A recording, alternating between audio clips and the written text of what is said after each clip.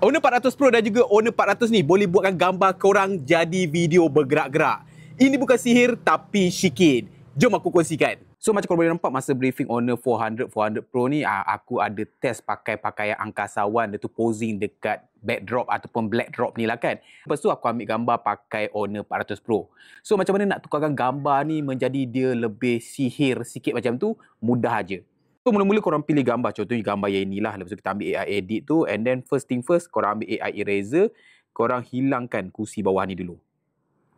Dan macam korang boleh nampak, dia hilang dengan sangat-sangat kemas lah. So korang ambil AI cutout ni, dia akan detect tau subjek yang penting. So sekarang kita ambil tukar ataupun modify background ni. And then kita ambil background macam dekat angkasa ataupun dekat bulan ni. Dan korang boleh nampak macam ni. And then korang boleh adjust. Adjust lah ikut korang punya macam mana kan. Nak kecil sikit ke nak besar sikit. Boleh contohnya macam ni. Dia nampak just nice dekat situ. And then korang tekan OK. Tapi tak settle lagi dekat situ. Korang save gambar korang ni. And then korang save as new.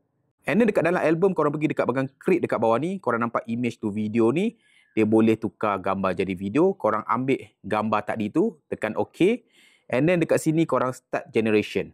Dan dia akan melakukan video generation progress dia. Dan macam korang boleh nampak, gambar yang pegun tadi jadi macam bergerak-gerak, macam terapung betul-betul dekat angkasa.